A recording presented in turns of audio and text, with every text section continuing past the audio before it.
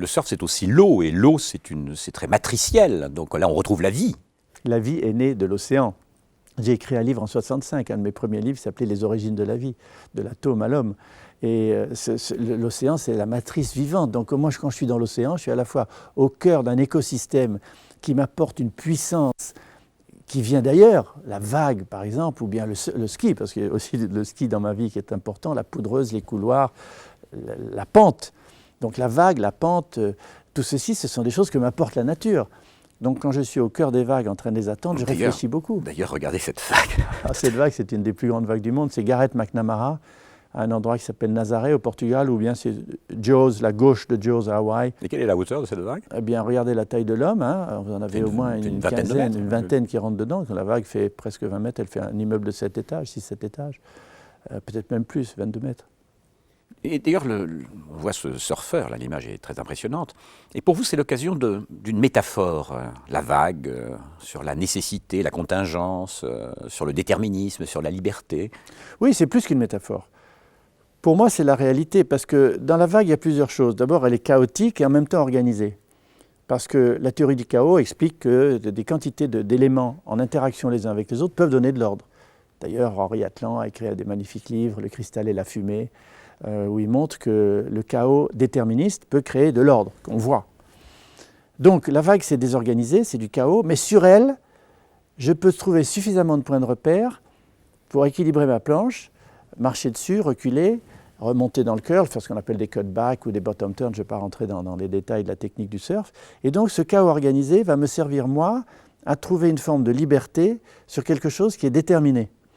Et la vague est déterminée par une grande houle qui est née par exemple dans l'Atlantique Nord.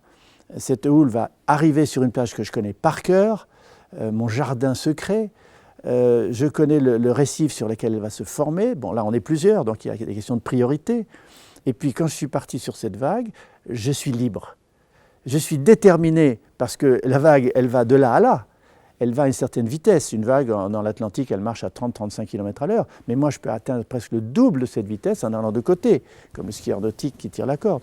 Donc de côté, c'est ça l'art du surf, c'est d'être de côté dans l'endroit le plus pentu. Donc là, je suis libre de savoir si j'arrête, kick out, je sors, de savoir si je fais un bottom turn pour reprendre de la vitesse et remonter, cut back. Et c'est tout à fait le symbole de la vie des stoïciens. Hein, quand ils disaient, on est à la fois déterminé et libre. Quand on monte sur une montagne, il n'y a qu'un sommet, mais on peut monter par plusieurs endroits.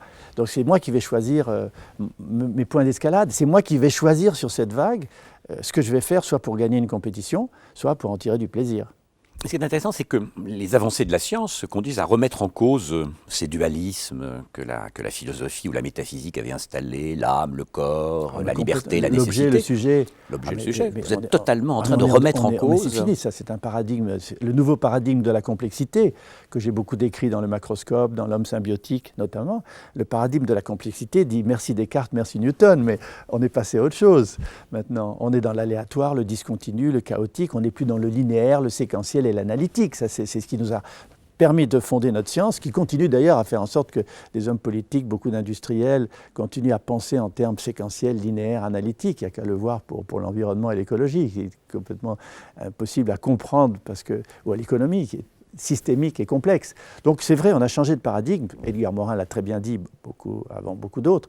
Mais voilà, on sort du linéaire, de l'analytique. On doit rentrer à un monde complètement aléatoire, discontinu, et le surf est le meilleur symbole. Voilà, si la science prouve, le sport permet de l'éprouver. Absolument. Bon.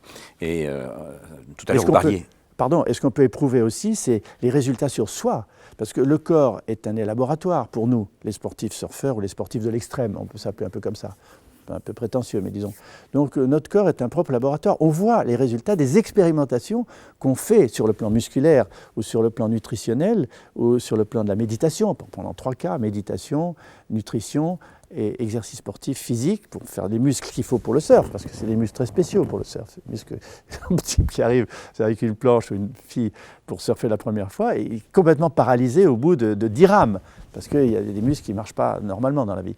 Donc on expérimente sur son corps et on voit les résultats. Et c'est cette vision des résultats très rapide, donne une satisfaction, un plaisir de pouvoir qu'on peut contrôler certains éléments de son corps et de son cerveau.